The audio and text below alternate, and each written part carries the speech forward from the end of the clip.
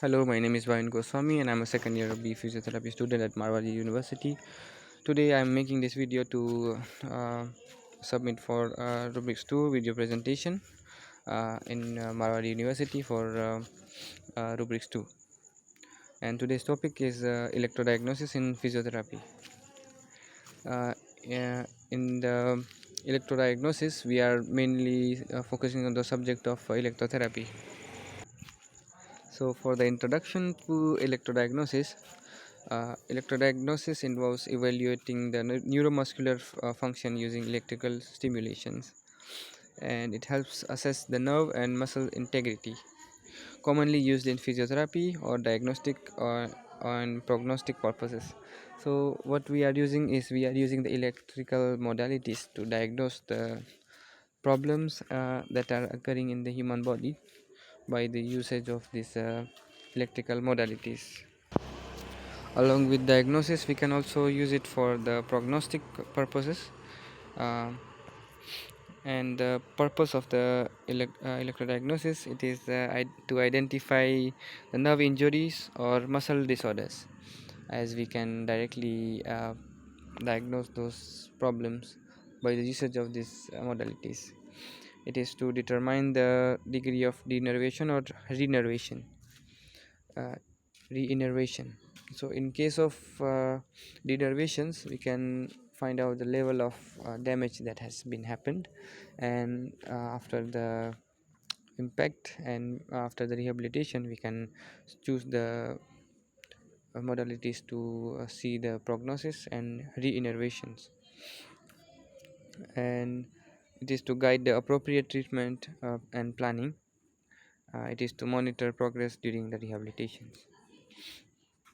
The basic principles of this electrodiagnosis is electrical currents. We use it to stimulate the motor and sensory nerves, and the response is analyzed later on to detect the abnormalities. And for that, we use two major tests, that which is strength duration curve. We can also call it ST curve, and nerve conduction studies, which is NCV, like nerve conduction velocities and the RD curves. SD curve, we can use it to measure the muscle responses to various pulse durations. So after on the different pulse durations, the response of the muscle can directly replicate or reflect the condition of the muscle. It is how much is the damage has been happened, or it is normal or not. uh, differentiate uh, Differentiates between the innervated and denervated muscles too.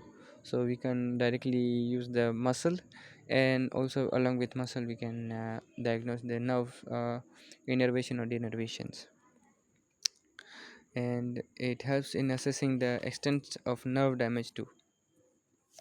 And NCS, which is nerve conduction studies, we use it to evaluate the speed and strength of nerve impulses.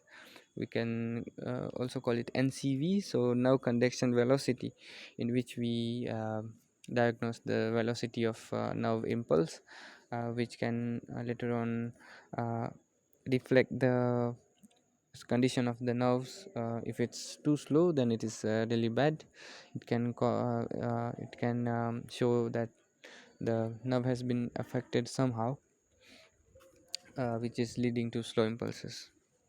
It is useful in conditions like carpal tunnel syndromes and neuropathies.